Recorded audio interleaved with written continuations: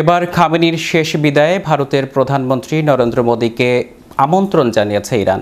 জানিয়ে ব্যাপক কৌতূহল তৈরি হয়েছে বিশ্ব রাজনীতিতে। প্রশ্ন উঠেছে, তেহরানের এই আমন্ত্রণে আদৌ কি অংশ নেবে ট্রাম্প নেতানিয়াহুর ঘনিষ্ঠ মিত্র নরেন্দ্র মোদী? বিস্তারিত থাকছে ডেস্ক রিপোর্টে।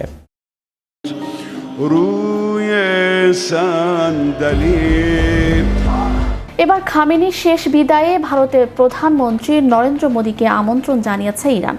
জানিয়ে ব্যাপক কৌতূহল তৈরি হচ্ছে বিশ্ব রাজনীতিতে।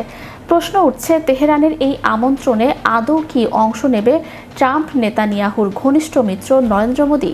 গত ২৮ ফেব্রুয়ারি যুক্তরাষ্ট্র ও ইসরায়েলের যৌথ বিমান হামলায় ইরানের সর্বোচ্চ নেতা আয়াতুল্লাহ আলী খামেনি নিহত হন। আগামী ৪ জুলাই থেকে তেহরানে শুরু হতে যাচ্ছে তার ঐতিহাসিক বিদায় ও জানাজা অনুষ্ঠান। এই হাই প্রোফাইল অনুষ্ঠানে যোগ দিতে ভারতের প্রধানমন্ত্রী নরেন্দ্র মোদীকে আমন্ত্রণ জানিয়েছেন ইরানের প্রেসিডেন্ট মাসুদ পেজেশকিয়ান। তবে এই আমন্ত্রণ নয়াদিল্লিকে এক বড় ধরনের কূটনৈতিক ও কৌশলগত পরীক্ষার মুখে দাঁড় করিয়েছে। ৪ ও ৫ জুলাই তেহরানে খামেনির প্রতি শেষ শ্রদ্ধা জানানোর পর ৬ জুলাই মূল জানাজা অনুষ্ঠিত হবে।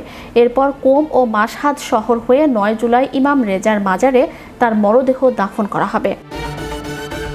ইরানের সঙ্গে ভারতের সম্পর্ক বহু শতাব্দী পুরনো। জ্বালানি ও সংস্কৃতির পাশাপাশি ভারতের জন্য ইরানের ভূ রাজনৈতিক গুরুত্ব অপরিসীম। বিশেষ করে পাকিস্তানের ভূখণ্ড এড়িয়ে আফগানিস্তান ও মধ্য এশিয়ায় বাণিজ্যের একমাত্র পথ হল ইরানের চাবাহার বন্দর, যেখানে ভারত বিপুল বিনিয়োগ করেছে। তবে খামেনি যেহেতু সরাসরি মার্কিন ইসরায়েলি হামলায় নিহত হয়েছেন, তাই তার জানাজায় মোদির উপস্থিতি ওয়াশিংটন এবং তেল আবিবকে চরম ক্ষুব্ধ করতে পারে। এই প্রসঙ্গে Delhi centre for policy research এর অধ্যাপক ব্রাহ্মা চেলানি বলেন, খামেনির শেষ বিদায়ের আমন্ত্রণ দিল্লিকে অত্যন্ত নাজুক অবস্থানে দাঁড় করিয়েছে। হত্যাকাণ্ডের পর ভারতের নীরবতা তেহরানের সঙ্গে এক ধরনের দূরত্ব তৈরি করেছিল। তবে এখন জানা যায় ভারতের হাই প্রোফাইল উপস্থিতি আবার ওয়াশিংটন ও তেল আবিবের সঙ্গে দিল্লির দীর্ঘদিনের সামরিক ও কৌশলগত অংশীদারত্বকে ঝুঁকির মুখে ফেলতে পারে। কূটনৈতিক সূত্রগুলোর মতে, প্রধানমন্ত্রী নরেন্দ্র মোদীর এই জানাজায় সশরীরে অংশ নেওয়ার সম্ভাবনা খুবই কম, কারণ ওই সময় তার পূর্ব নির্ধারিত বিদেশ সফর রয়েছে। এর আগে ২০২৪ সালের মে মাসে হেলিকপ্টার দুর্ঘটনায় সাবেক প্রেসিডেন্ট ইব্রাহিম রাইসির মৃত্যুর পর ভারত একদিনের রাষ্ট্রীয় শোক ঘোষণা করেছিল এবং উপরাষ্ট্রপতিকে পাঠিয়েছিল।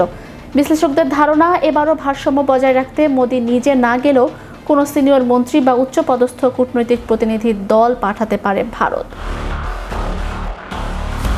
Magic Bangla TV, international desk.